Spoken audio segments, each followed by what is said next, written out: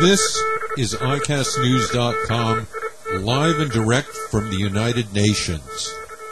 As we sit here in mid-December, a scourge continues to plague the world.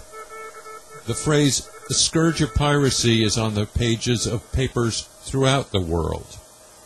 Right now, at least 14 boats off the coast of Somalia are being held captive by pirates.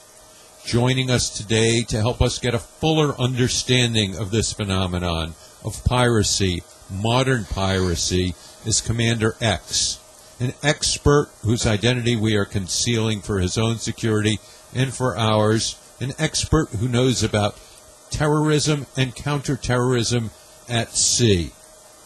Commander X, is it unusual that we have such a scourge of piracy plaguing the Indian Ocean right now, specifically the Gulf of Aden? I really don't think so. Due to economics, pirates usually show up where they're needed in order for the people to survive, get extra money once your economy fails. It's happened through the course of centuries in different spots of the world.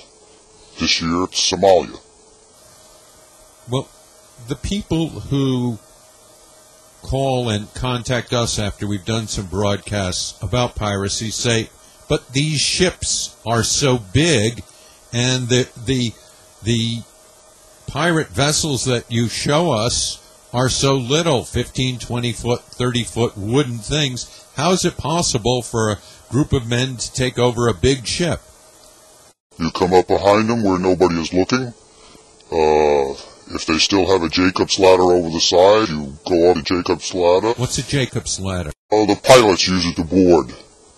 It's just hemp or polypropylene line on each side with, it's a rope ladder, in essence. It just hangs over. It's usually put up and down when pilots coming in and out of port.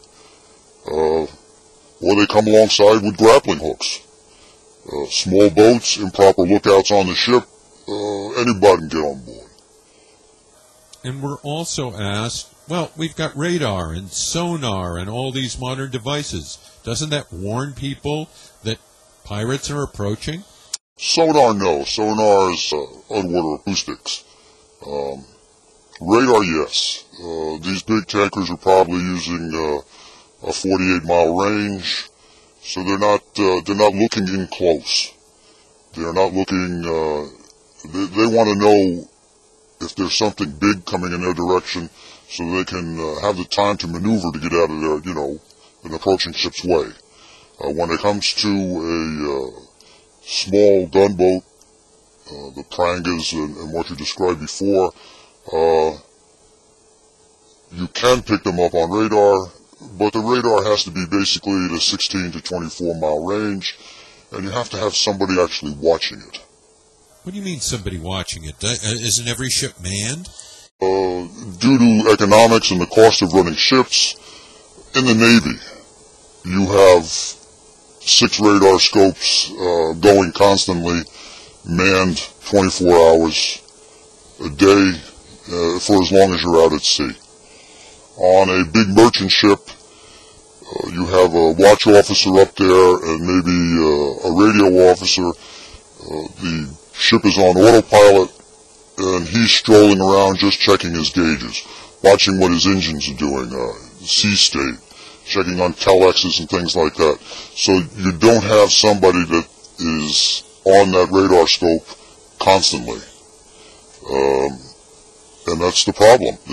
There is too much for them to do to actually sit there with their eyes on the scope.